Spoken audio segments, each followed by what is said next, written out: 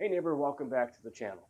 If you're always dealing with those brown dry spots or are always wondering when to water your lawn, you're in the right place. Today we're going to dive into the world of soil moisture meters and how they can be a game changer in your lawn. Okay, so what exactly is a soil moisture meter? Well, it's a simple, cheap tool that measures the amount of moisture in your soil through a probe that you stick down in the lawn. All right, now why is this important? Well, by overwatering your lawn, you risk having fungus issues and root rot, and also just wasting money by using water that you don't need. Underwatering your lawn causes it to wilt and turn brown and dry out and eventually die. This is where soil moisture meters come in. It takes out the guesswork, saving you time, money, and stress. It can also be helpful around your yard if you have a vegetable garden or in those flower pots, just to see how much moisture is in those as well. Now there's two types you can buy, an analog version and a more expensive digital version. I'll try to go over both today in the video.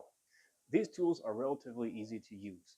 Like the analog one that I have over here, it uses a line on a scale to measure the amount of moisture in the soil, while the digital ones give you a numerical reading of how much moisture there is.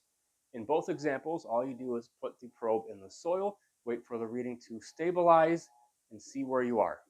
Sometimes what I will do is I'll take out the meter when I'm done watering my lawn to make sure that I watered enough and to check how much moisture is in the soil. Now, a lot of the meters are also going to have other beneficial aspects, telling you the pH of your soil, sunlight, and also your fertilization levels in your soil, just like the one we have here today, or other ones you can buy at the store. And now that you've learned a little bit about soil moisture meters today, let's review proper watering techniques. Now, when you water, you want to water deeply and infrequently, not frequently and shallow, so you can allow those roots to get nice and deep into your soil. The best time to water your lawn is in the morning to avoid evaporation. And make sure you watch the weather in your area for your lawn's specific needs.